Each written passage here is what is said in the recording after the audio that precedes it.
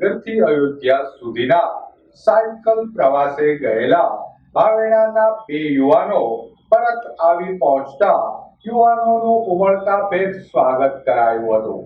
અયોધ્યા ખાતે ભગવાન શ્રી રામલલ્લાના દર્શન કરવા ભાવેણાના બે યુવાનો જયમીન ત્રિવેદી અને નિમેશ જીવરાજાણી સાયકલ પર ભાવનગરથી અયોધ્યાના પ્રવાસે રવાના થયા હતા. અયોધ્યા ખાતે ભગવાન શ્રી રામલલ્લાના દર્શન કરી પરત ભાવનગર આવી પહોંચતા બંને યુવાનોનું ઉમળકાભેર સ્વાગત કરાયું હતું.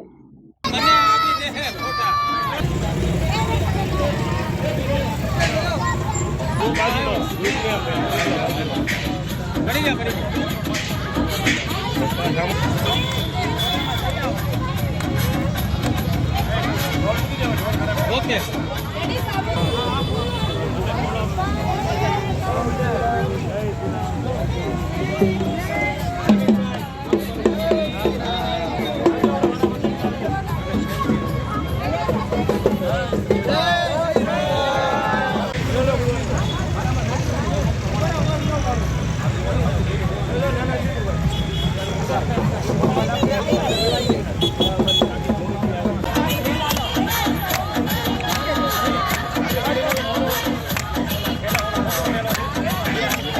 બંને યુવાનોએ પોતાના અનુભવો સિટી ન્યૂઝ સમક્ષ રજૂ કર્યા હતા.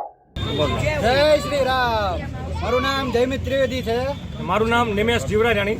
અમે બંને 9 તારીખના બપોરના 1:30 વાગે અહીંથી સાયકલ યાત્રા કરીને અયોધ્યા તારીખ 19ના રાતના 11 વાગે 1500 કિલોમીટરની યાત્રા કરી અને અમે રામલલ્લાના પાવન ભૂમિ ઉપર અમે પહોંચ્યા હતા. જય શ્રી રામ.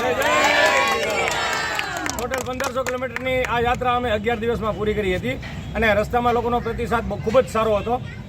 ગુજરાત તેમજ એમપીમાં મધ્યપ્રદેશમાં મેઘનગર છે, ગુના છે, શિવપુરી છે, ઝાંસી છે, ઉત્તર પ્રદેશનું ઝાંસી છે, આ બધી જ જગ્યાએ જ્યાં જ્યાં અમે પહોંચતા અમારું સન્માન કરતા. લગભગ દિવસમાં 2 વખત રોજ અમારું સન્માન થતું હતું અને ઘણી વખત રહેવાનું પણ એ લોકો અમને કરી આપતા હતા. ખાસ કરીને RSSના લોકો અને બજરંગ દળના લોકો હતા, એ અમને ખૂબ જ મદદ કરતા હતા. એટલે આવી રીતે 1500 કિલોમીટરનો અમારો આ પ્રવાસ ખૂબ જ સારી રીતે સુખમય રીતે પૂરો થયો છે. અમે 7 દિવસ ત્યાં અયોધ્યા રોકાણા. એમાં 3 વખત રામલલ્લાના દર્શન કર્યા છે, 4 વખત હનુમાનગઢીના દર્શન કર્યા અને 3 વખત કનક મોહનના દર્શન કર્યા. આમ આખું અયોધ્યા અમે બહુ સારી રીતે ફર્યા છીએ અને સારી સ્મરણો અમે લઈને પાછા આવ્યા છીએ.